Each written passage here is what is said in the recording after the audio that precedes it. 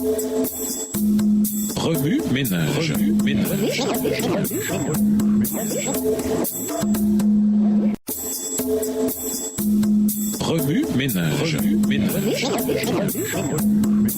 Bienvenue dans votre émission. Remue ménage. Nous voilà à la leçon de mercredi. Invité. Jésus à la clé. La Bible compare le Sheol ou Hadès à une prison avec des barreaux et des portes. Psaume 9, le verset 14 dans la version Nouvelle Bible Second. Ésaïe 38, le verset 10 aussi dans la Nouvelle Bible Second. Dans le livre de l'Apocalypse, la première référence à l'Hadès utilise l'analogie de la prison. Jésus a dit à Jean sur l'île de Patmos: « Je suis mort, mais je suis vivant à tout jamais, et j'ai les clés de la mort et du séjour des morts. » Apocalypse 1, le verset 18. Réfléchissons quelques instants au verset 18 où il est dit que Jésus a les clés de la mort et de l'Hadès. Le tombeau, c'est la prison. Les morts, les prisonniers et Satan, le geôlier avec les clés en main, qui ne libère surtout pas les prisonniers. Ésaïe 14, verset 17. La bonne nouvelle, c'est que Jésus est mort, qu'il est entré dans la tombe, qu'il a pris les clés du geôlier et qu'il est ressorti avec ses clés dans sa main parce qu'il vit. Nous vivrons aussi. Jean 14, verset 19. Lorsque les serpents venimeux du désert mordirent les Israélites, Dieu neutralisa le venin en élevant son propre serpent, symbole de la mort de Jésus. Jean 3, les versets 14 et 15 et Jean 12, les versets 31 et 33. Les scientifiques fabriquent l'antivenin à partir du venin. De même, Jésus a vaincu le venin de la mort par sa mort. Il est entré dans la tombe, a pris les clés de Satan et en est ressorti vivant. L'Épître aux Hébreux explique que par sa mort, Jésus a détruit Satan qui détenait le pouvoir de la mort. Puisque ses enfants sont tous des êtres de chair et de sang, Jésus lui-même est devenu comme eux. Il a participé à leur nature humaine. C'est ainsi que, par sa mort, il a pu écraser le diable qui détient la puissance de la mort et délivrer ceux que la peur de la mort rendait esclaves durant leur vie entière. Hébreux 2, les versets 14 et 15. Comme nous l'avons dit précédemment, voir Matthieu 16, verset 18, les portes de l'Hadès ne prévaudront pas contre l'Église parce qu'elles n'ont pas prévalu contre Jésus. Verset 21. La résurrection de ceux qui sont morts en Christ dépend de la résurrection du Christ. Le livre de l'Apocalypse décrit Jésus comme le premier-né d'entre les morts. Apocalypse 1, verset 5. Non pas parce qu'il a été le premier à ressusciter dans le temps, mais plutôt parce que sa résurrection garantit la résurrection de ceux qui sont morts en lui. Le mot premier-né est au figuré